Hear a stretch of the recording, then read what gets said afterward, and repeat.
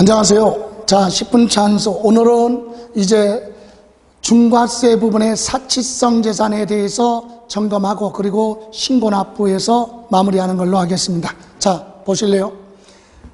사치성 재산하면 중과세의 사치성 재산은 국민 정서상 위화감을 조성할 수 있고, 또 이런 사치성 재산을 취득한 자는 경제적 부담 능력이 되니까 취득했을 것이다. 그래서 취득세를 많이 내라. 어떻게? 표준세율의 몇 프로? 8%를 추가로 납부하라. 이를테면 보실래요? 여러분, 부동산을 유상 매매로 취득했을 때 농지 말고는 4%예요. 그럼 부동산을 상속받아서 소유권 이전 등기할 때는 2.8, 농지 말고 증여받았을 때는 3.5%로 가고, 원시 취득했을 때는 부동산에 대해서 2.8, 공유물, 합유물 분할할 때는 분할 등기는 2.3, 이렇게 취득세, 이게 무슨 세율이에요? 표준세율이에요. 그런데 자, 부동산을 매매로 취득했으면 원래 4%인데 이런 뭐를 사치성 재산을 취득했으면 여기에 몇 프로? 8% 더해서 내라. 그럼 몇 프로예요? 12%.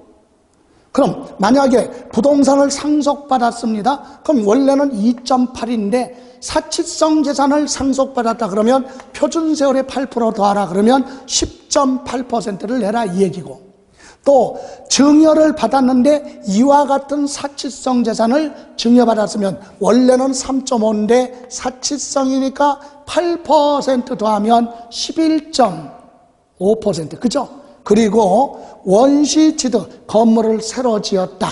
그럴 때는 여기에 8% 더하니까 10.8. 그리고 공유물 분할할 때 사치성 재산이면 10.3. 이렇게. 그래서 결론은 우리 사치성 재산은 무슨 세율? 표준세율. 여기에 몇 프로? 8%를 취득세를 내라. 아주 세금 많이 부과하는 거죠. 그럼 여기 보세요. 처음에는 사치성이 아니야. 그럼 요걸로 표준세율로 취득세 내는 거예요. 그리고 나서 사치성 재산은 취득하고 나서 몇 년 안에, 5년 안에 사치성 재산으로 바뀌었다. 그러면 이렇게 추가로 몇 프로? 8% 내라, 이 얘기입니다. 이해가세요?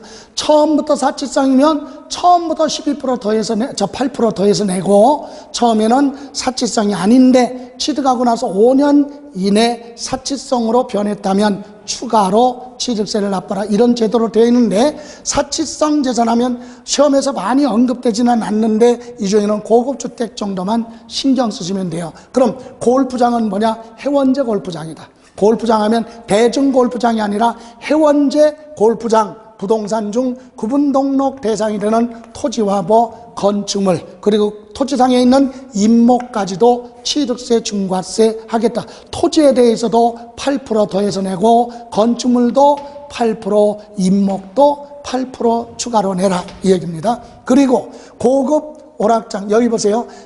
이런 해원제 골프장은요, 신설하거나 증설했을 때 중과세 하는 거예요. 왜? 해원제 골프장을 만들려면 자연이 다 훼손되고 환경이 파괴되고, 그죠? 그래서 그런 걸 되도록이면 억제하겠다. 그래서 해원제 골프장은 웬만하면 만들지 마라, 이겁니다. 그럼 대중 골프장은 중과세 대상이 아니다. 해원제 골프장을 새로 만들거나 기존 골프장을 해원제로 증설하는 경우 중과세하고, 참고로 이런 해원제 골프장을, 있었던 골프장을 그대로 취득하는 거 무슨 취득? 승계 취득이죠. 승계 취득은 중과세하지 않습니다. 왜? 새롭게 만드는 것도 아니고 증설한 것도 아니고 기존에 있는 골프장을 그대로 취득은 중과세하지 않습니다. 다음, 고급 오락장 그러면 도박장이에요. 빠친코, 슬롯머신 이와 같은 자동 도박기가 설치된 거, 그러면 카지노장 있죠. 우리 강원도 정선에 있는 카지노장은 우리나라 국민이 출입할 수 있는 카지노장, 그런 게 중과세예요. 그러면 서울의 관광호텔 안에 카지노장은 외국인 전용 카지노장이니까 그건 중과세 대상이 아니, 우리나라 국민이 출입할 수 있는 그런 도박장 같은 거 만들면 사행심적으로 국민 정서가 흘러가니까 그런 거 만들지 말아라. 유흥주점 하면 룸, 사롱, 요종 이와 같은 룸으로 되어 있는, 방으로 되어 있는 술집. 특수복역탕하면 욕실을 겸비하고 별도로 퇴폐 미용실 같은 거 얘기하는 거예요. 그 외에 무도장 같은 것도 있어요. 무도장이 뭐예요? 무술하는 장소, 발바닥 가지고, 그죠? 예. 그래서 캐바레, 나이트클럽, 클럽, 콜라떼 이렇게 입장료 내고 들어가서 춤을 출 수 있는 무대가 설치된 그런 것들이 다 고급 오락장이다. 그래서 우리는 특별히 신경 쓸 건 아니고. 다음, 고급 선박. 선박은요, 법인이 회사가 선박을 취득했는데 업무용이 아닌 뭐 비업무용이거나 또는 뭐요, 개인이 취득한 건 자가용이라고 하죠. 그런 선박에 대해서는 중과세 하는데 기준이 있어요. 시가표준액 3억을 보아라. 초과. 시가표준액이 3억을 초과한다는 얘기는 실거래 가격 10억 정도 주고 사는 요트 같은 거 10억 정도 주고 사면 시가표준액이 한 3억 5천 돼요. 그러니까 실거래 가격 10억 정도 주고 요트 같은 거 사면 그게 보다 고급 선박에 해당한다. 다만 이 고급 선박도요, 실험 또 뭐요, 실습, 여기에 이런 걸로 취득하는 경우 있죠. 이건 중과세 대상이 아니라는 거 참고로. 다음, 우리 이제 주택이 나옵니다. 고급주택은 단독주택과 또 하나 공동주택 두 가지가 있는데, 단독주택은 네 가지 중에 하나 해당되면 고급주택이에요. 그럼 첫 번째, 건물 연면적하면 단독주택 건물 연면적이 100평 초과하라. 주차장 면적 빼고 331제곱미터 100평 정도 초과하면서 토지 건물 합쳐서 시가표준에 가면 개별주택 가격이 얼마? 9억을 모아라. 초과. 이 두 가지가 동시에 충족이 됐을 때 고급주택이에요.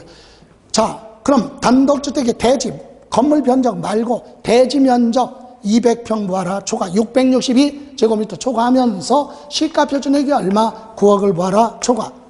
구기동이나 성북동이나 아니면 강남에 회장님들 대저택 있죠? 이런 회장님들을 사는 저택에 보면 대다수 이런 거 피해가. 주차 건물 면적이 330이야. 아니면 대지가 660이야. 그리고 시가표준액은 50억, 60억, 70억이 돼도 고급주택에 들어가지 않는다. 면적까지 다 충족해야 되니까. 이해가시죠? 예, 다음. 단독주택이에요. 엘리베이터 적재하중 200km 초과하는 엘리베이터가 설치됐어요. 그것은 사치성으로 보는 거죠. 엘리베이터가 설치됐고 시가표준액이 9억을 부한다. 초과하는 거, 그것이 고급주택입니다. 자, 그리고 단독주택에는요, 에스컬레이터 있죠. 대각선으로 내려가는 에스컬레이터가 설치됐거나 67제곱미터 약 20평 이상의 수영장 중에서 둘 중에 하나만 설치된 단독주택은 가격 필요 없어 무조건 고급주택으로 본다. 이렇게 해서 네 가지 기준이 있고요. 또 하나 공동주택은, 공동주택이 뭐예요? 아파트 연립 다세대, 이게 공동주택이죠. 이와 같은 공동주택은 전용 면적이 245제곱미터를 초과하면서 시가표준액 9억을 모아라. 초과. 245제곱미터면 대략 73평, 전용 면적 73평 초과하면서 시가표준액 9억을 초과하던가, 아니면 복층형이 있죠. 복층형이 뭐죠? 다락방이 있는 거. 그래서 복층형은 위에 층 다락방 바닥 면적하고 밑에 층 바닥 면적 합쳐서 274제곱미터에 대략 83평 초과하면서 시가표준액 9억을 모아라. 초과할 때 고급주택이 된다. 이렇게 해서 고급주택 보셨는데, 우리가 이걸 세부적으로 기억할 건 아니지만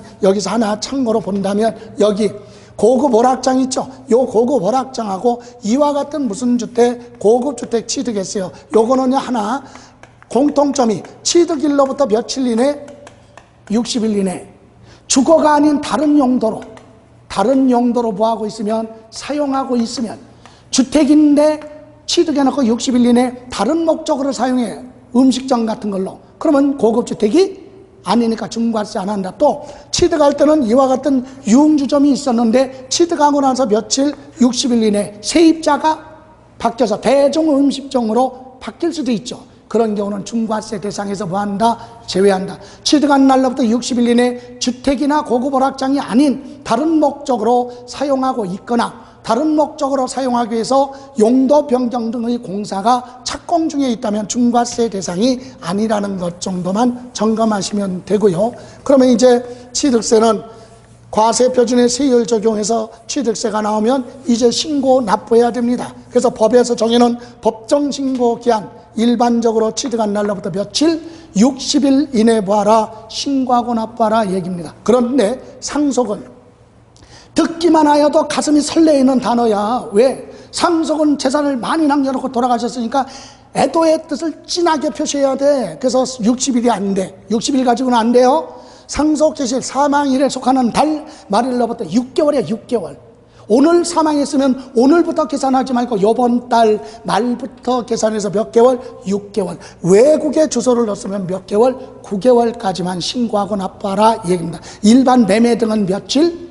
60일. 상속은 애도의 뜻을 진하게 몇 개월? 6개월. 그런데 상속받는 사람 중에 한 사람이라도 외국에 있으면 9개월. 그럼 증여도 설레이죠. 공짜로 받는 거니까.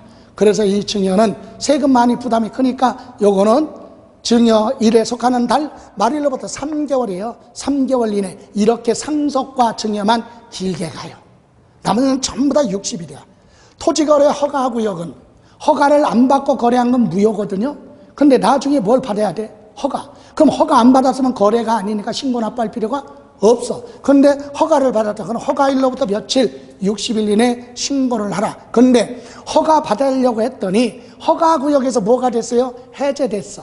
그럼 허가 안 받아도 되죠? 그럼 해제된 날로부터 며칠? 60일. 축소가 됐으면 축소된 날로부터 며칠? 60일.